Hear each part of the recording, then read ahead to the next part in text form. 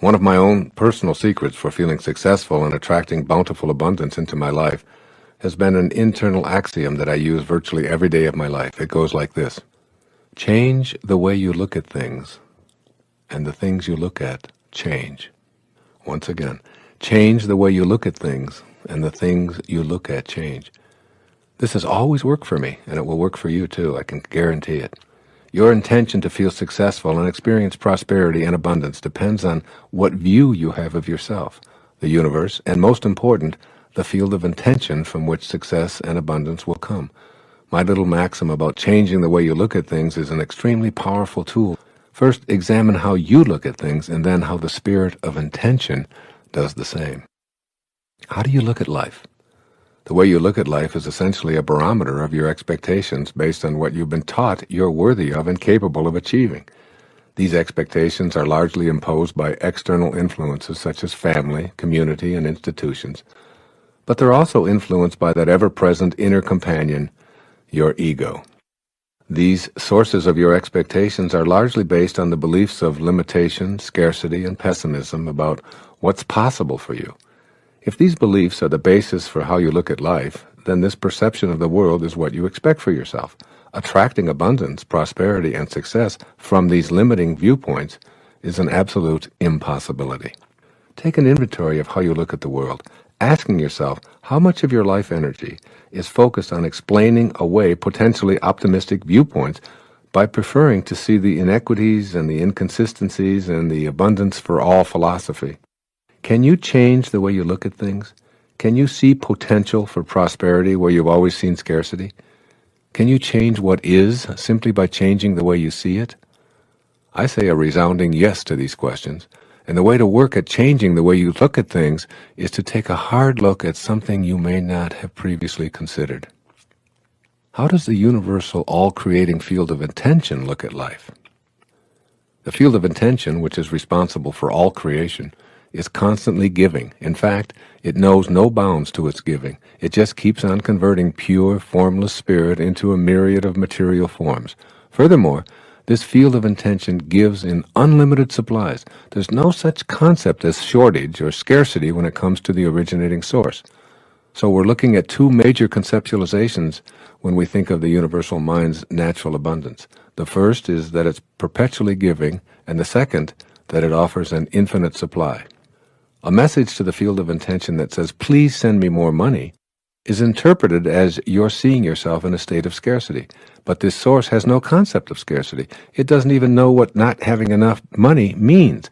Thus, its response back to you will be, "Here's a state of needing more money because that's how you think, and I'm the mind with which you think, so here's more of what you don't want and don't have."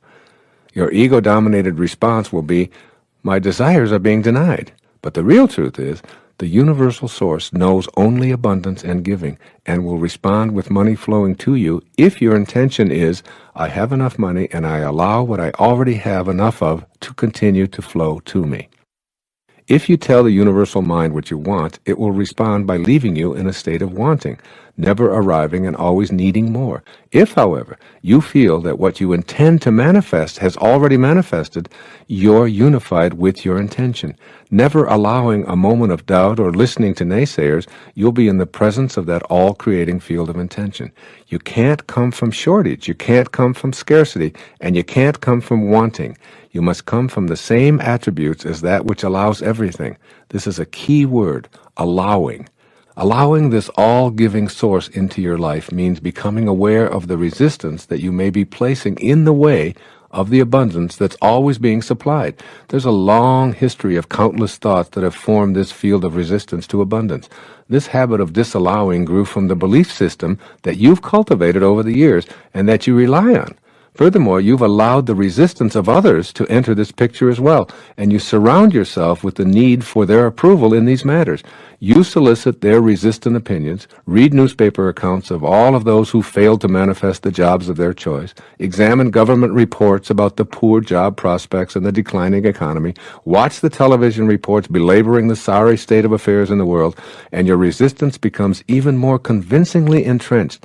You've aligned yourself with the proponents of disallowing.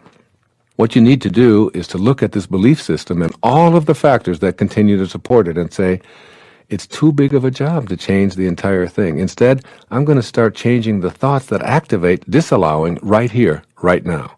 It doesn't matter what you thought before, or for how long, or how many pressures you're under to maintain your resistance. Instead, stop activating disallowing thoughts today, one thought at a time. You can do so by stating, I feel successful. I intend to feel the abundance that is here now.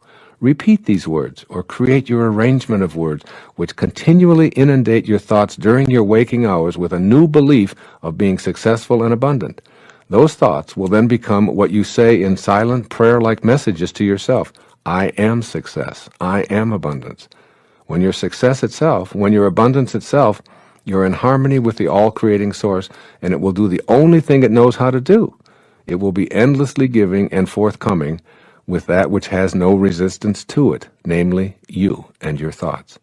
As you practice allowing and living the faith of least resistance, success is no longer something you choose, it's something that you are. Abundance no longer eludes you, you are it, and it is you.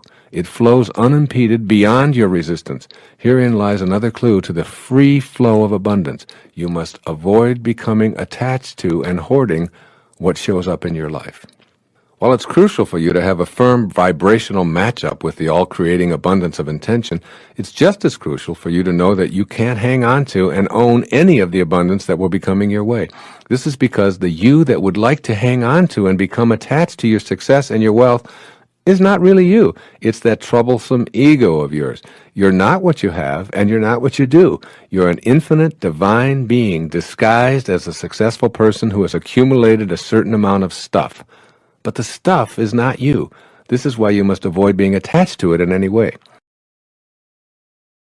So many people ask the question when they want to live a life of meaning, how can I do it when I'm around so many people who are operating at lower levels? You've missed the point if you're asking yourself that question. If you're living with somebody, a spouse, for example, family members, people that you work with, neighbors and so on, who are living at lower levels of energy than you cannot be dragged down by their low energy. That's not possible. That's not how the universe works. The reason that you feel dragged down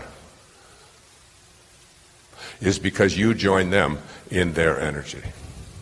You become within yourself what they are. In other words, the sentence, you make me angry, you make me depressed by your behavior, really says that I see your depression, I see your anger, I see your hatred, I see your prejudice, and I'll have some of that too, and I'll hate you for hating me.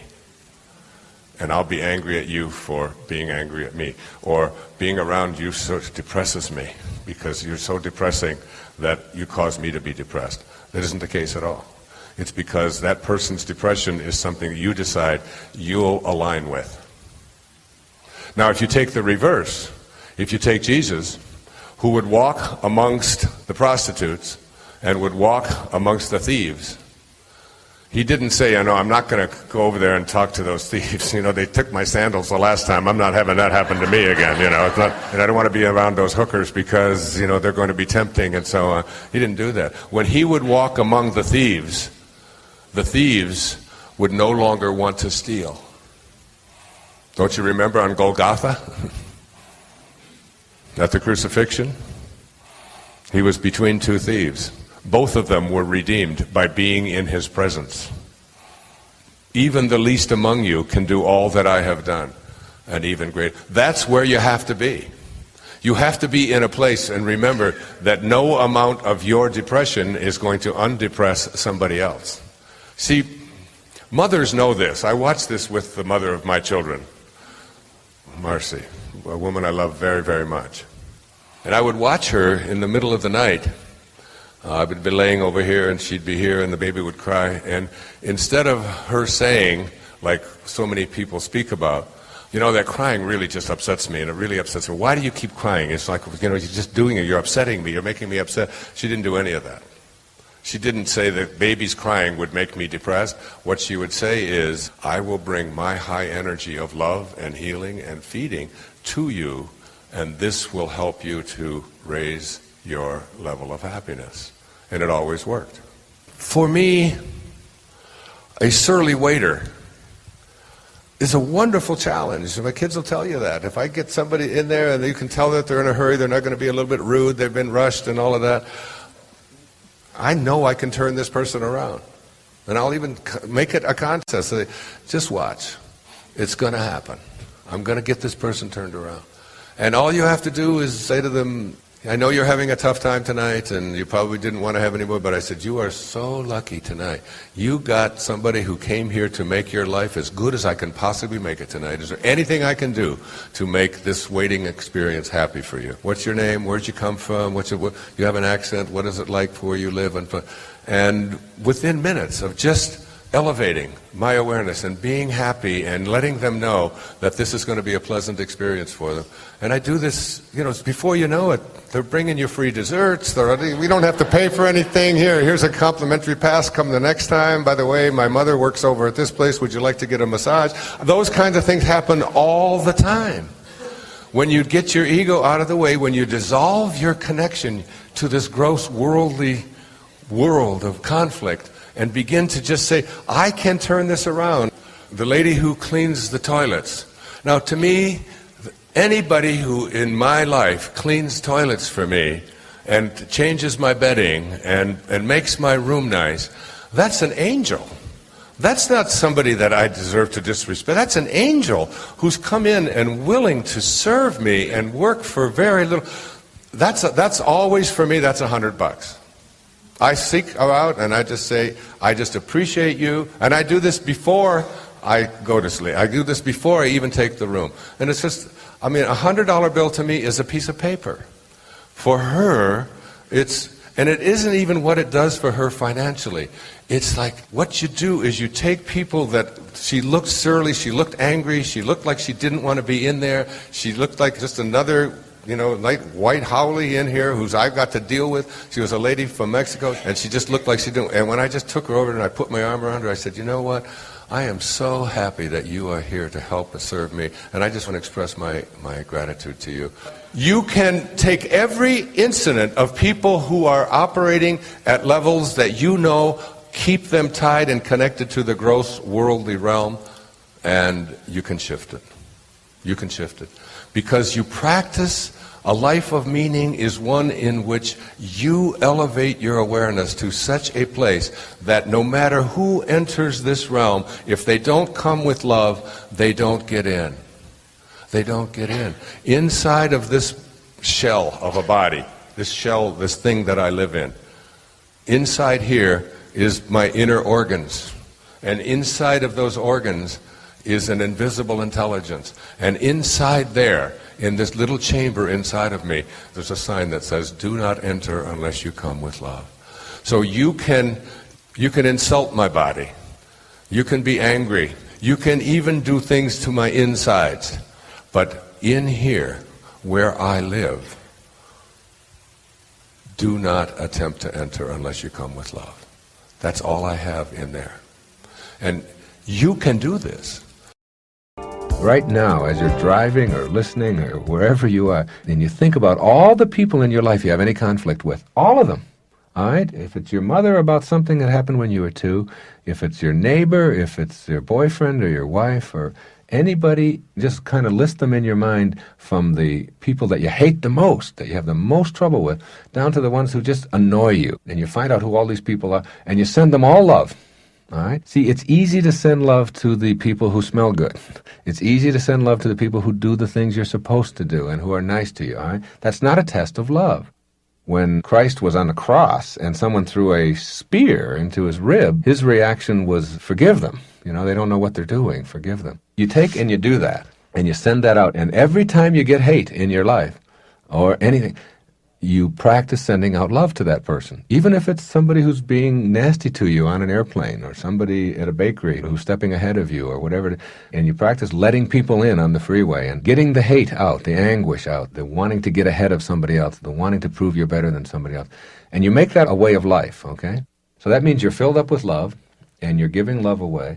Then love starts coming back into your life and you become free, because it's like that hate that you harbor inside of you is a poison that's worse than a cancer, and it's worse than any alcohol. It never goes away. It just continues to eat at you. And until you are able to do that, you can't experience no-limit living or self-actualization or whatever you want to call it. I have to do this in my own life. I do it all the time. I had someone who was suing me, and they wanted to just take advantage of the position that I'm in life and to make some money off of it. And for 2 years, even as recently as 3 or 4 years ago, I was still mad about that and mad at this person. How could they do that? And who was this attorney that took this case? And how dare they? And I fought it and all of that. And all I got out of it was being right, a big legal bill, and months of anguish and pain. Then when I took this person and I began to send this person love and say that this is just what they want to do. See, that's the test. That's to see what you're made out of. There's a blessing in there. Try to find the blessing in that pain and stop telling yourself that it shouldn't be happening. It is. And I started doing that. And in a month's time, the lawsuit was dropped.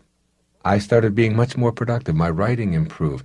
My complexion improved. I began to feel better as a human being. I could walk down the beach, and my secretary said, you have a lilt almost to you. It's like you're almost walking on air when all of that stuff was finally sent away. I have people who owe me money who haven't paid it back over the years. And you think about that, and you start getting really mad. How dare this person? I lent them money, and that's stealing, and they're taking my money, and they said they would. I send them copies of my books now. And I've dropped the loan. I've forgotten about them. I don't need the money.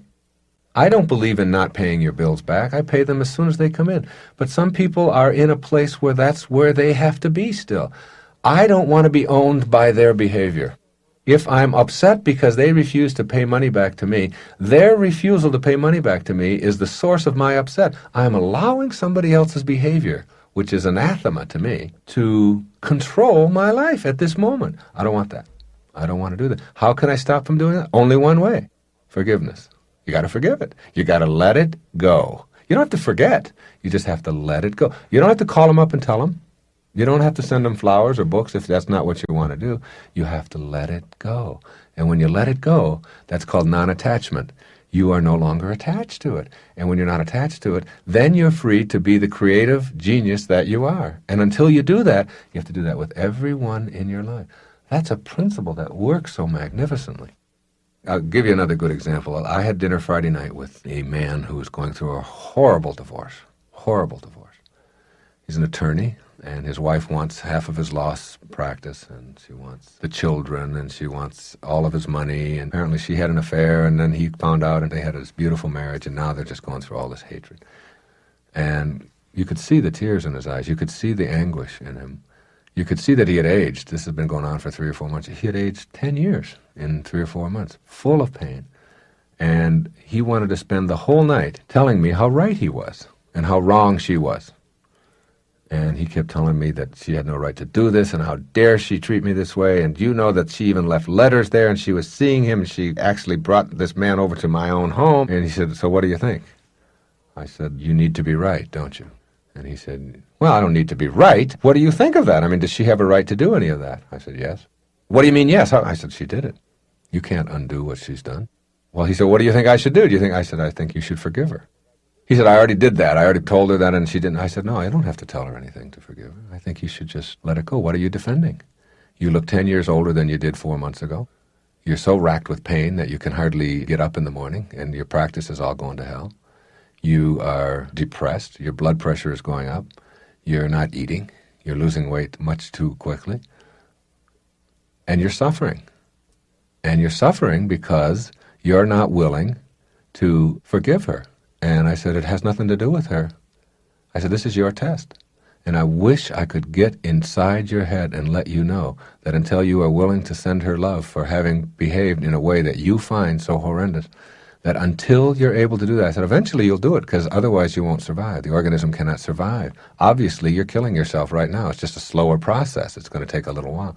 And until you stop killing yourself, that sooner or later you're going to have to do it. So why not choose sooner and just forgive her? You don't have to remarry her. And he said, well, what about the money and all that? I said, how much does she want? And he listed it. I said, give her that and a little more. He said, what? She wants? I said, just give her more. You'll get it back. You will. It'll come back to you. Give her more.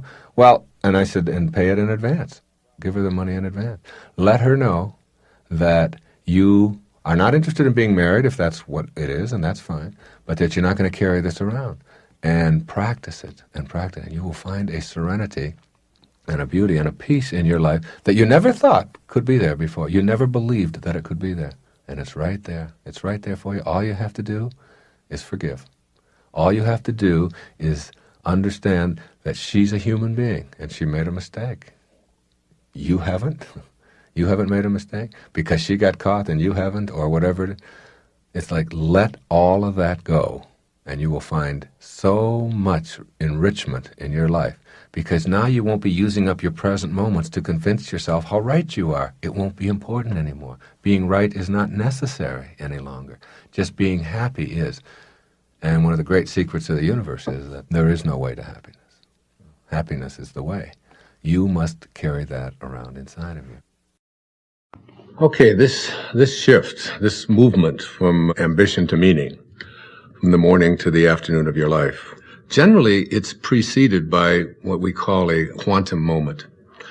Sounds strange perhaps to use a term like that, but quantum moment really refers to the characteristics of what it is like when you have what Maslow called a peak experience. The first of these qualities, there's four of them. The first of them is that it's very vivid. The second quality or characteristic of these quantum moments is that it's a surprise. And the third characteristic of these quantum moments is that they are benevolent. They always feel good. The fourth and final quality is that it's enduring. That is, it isn't just something that comes and then goes and it's out the window. It lasts with you forever. For example, I left drinking behind in my life 21 years ago. And I couldn't even imagine that I could have given it up, because I'd always had 2 or 3 beers every single day for the previous 10, 15, 20 years. I couldn't even remember a day when I hadn't. And I knew that I had to make that change. And it was 4:05 a.m. in the morning. I could remember the clock when it turned. I woke up, and there was like a breeze in the room, something that I'd never experienced before. The smell of roses. This was 21 years ago now. I can tell you what was hanging on the closet, the hook that I had there. On the mirror there, I had a cartoon that I had there. I can still see that thing exactly as if it happened this morning. The vividness of this is something that I've never ever been able to forget. I can remember how surprised I was at what was happening at that time. It was almost as if some kind of force had taken over, and I was just amazed by it. It's like when the moment is right, when you are in a different state, in a different place in your life, exactly what is supposed to happen will happen for you. The low points in your own life, these times when you think that nothing could go any worse, oftentimes are the things that we need to propel ourselves to a higher place. Let me give you an example. The night before that moment that I just described to you, I had taken my entire family, 5 children, and my wife, and we had all gone to this restaurant. And like I always did, every single time I went to a restaurant, I ordered not just 1 beer, but 2. And that was so that in case the waiter wasn't there when I wanted my second one, I would be able to have it. And the waiter said to me, "Oh, excuse me, sir." He said, "I'm sorry, but I can't serve you alcohol." And I said, "Why?" He said, "Well, last night one of our waiters served someone who was underage, and we had our license suspended." I said, "Come on, we're getting out of here." And I made each one of my children get up, get back into the car, strapped into their car seats and so on. My wife, who God knows had so much to do, and it was such a hardship for her, but it didn't seem to matter to me at that time, because I wanted to have my beers, and I was making myself more important than everyone else. And we drove off and went to another restaurant. And I can remember thinking that night as I went to sleep how ashamed I was. My wife tried to talk to me a little bit about it, but I would have none of it. I was right, and that's just what the ego always makes you. It makes you right. And that night, that experience that I had at 4:05 a.m. the next day, not only did it get me off of alcohol, it probably saved my life. It transformed my life in so many different ways. Once you're in that state of God realization, you'll understand things like your intuition. That is that inner calling that says, go this way instead of that way. Try this. Don't be afraid of that. Get rid of the fears that are so dominating your life. As Anita talks about fear, and what a thing it was that created the cancer in her life, which allowed her to almost come to a place of dying. You'll discover things like synchronicity, that you have a thought and all of a sudden What you place your attention on begins to manifest and arrive in your life. You'll discover that those thoughts are not just things that are just our happenstance. There's no happenstance in this entire universe. It's all held together by a divine light. And one of my favorite readings I'd like to share with you is from the life and teachings of the masters of the Far East. It said, "It has been clearly stated that life lived by the average individual is hypnotic. That is, the majority of men and women are not living life as it was intended at all. Not 1 in a million feels the freedom to live what he inwardly feels he should live. He has come under the world's opinion of himself, and this opinion is what he obeys, rather than the laws of his own being. In this respect, and to this degree, he is living under an hypnotic spell. It's like hypnosis.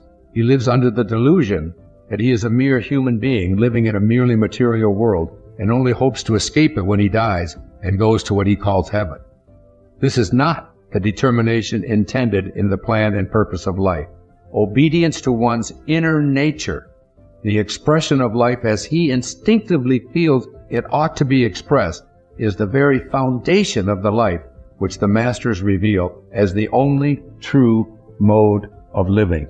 That is very powerful awareness, that you are not this body that you're in, this body that comes and goes. You are the invisible divine intelligence within, the same intelligence that allows a clay pot to exist. And finally, from the Masters of the Far East, the second volume, "The moment you become free from the belief that you are mere human beings, subject to human laws of life and death and the limitations which human beings have imposed, that moment you will see that you are free from all human limitations and may become sons of God, if you will. The moment you realize that you are divine, that you are free from all limitations and possessed of the strength of divinity, and you know that this divinity is the place where being comes most directly in contact with God, man is then beginning to see and know that this divinity is not something to be injected into each other from without. He is beginning to know that it is the very life of each and every person, your essence, the light within you." Everything that's in the universe vibrates. Everything.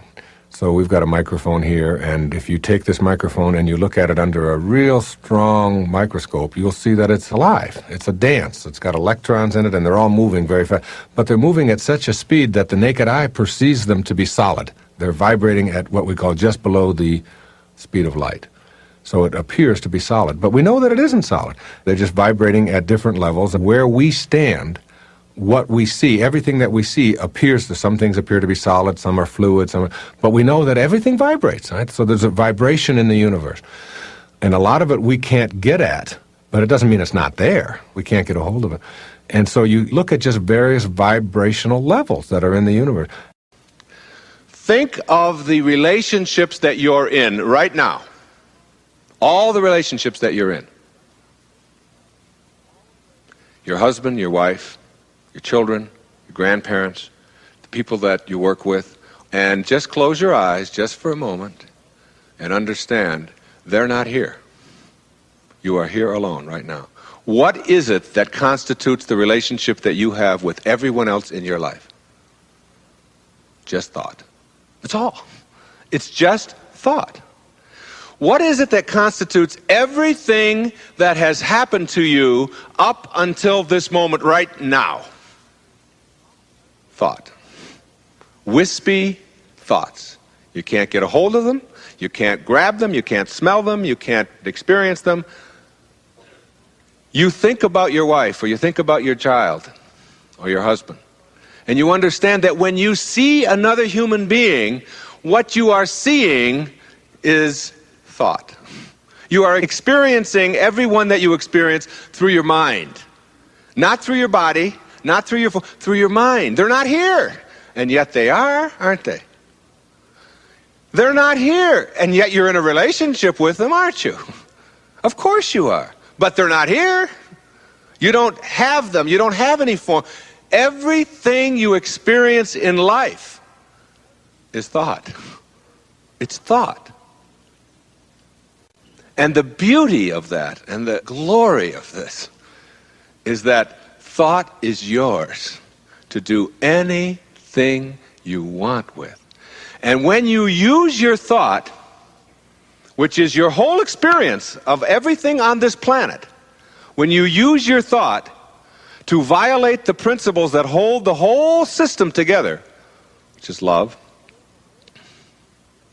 which is harmony, which is cooperation, harmony with the component parts of who you are in cooperation with the parts next to you and the ones next to you and so on, that when you use your thought in this way, you can transcend your form and you can transcend anything else that gets in the way of your life being exactly what it ought to be, that is, its perfection, its fellowship with the perfection of the universe, by simply thinking as you are, in the perfection that you are. And that's all it takes. There's no more magic to it than that. You change your thought, which is your experience of everything, the way that you think. When the pureness of my thought, that is, when I stopped judging myself as a writer and worrying about how the words came out, and stopped being concerned about whether I sold books, and stopped being concerned about what other people were thinking of it, and just became the I am that I am, and allowed my thinking to be only love, I sat down to write Icus, and it was magic, real magic. A transcendent human being can be any miracle. And every one of you have that capacity within you to be any miracle that you want as soon as you unclog yourself of the way that you use your thought. How can I apply the awareness of these thoughts and how I use my mind to make my life all that I want it to be? To bring into my life the things that are important to me, to improve the quality of my relationships, to have the success and so on that I think that I'm entitled to. And it's really getting to the point where you know that every thought that you have has a potential for coming into your life, for coming into form. You start to get real cautious about having anything in your mind that isn't going to work for you. And you begin to question why you would keep any of those thoughts.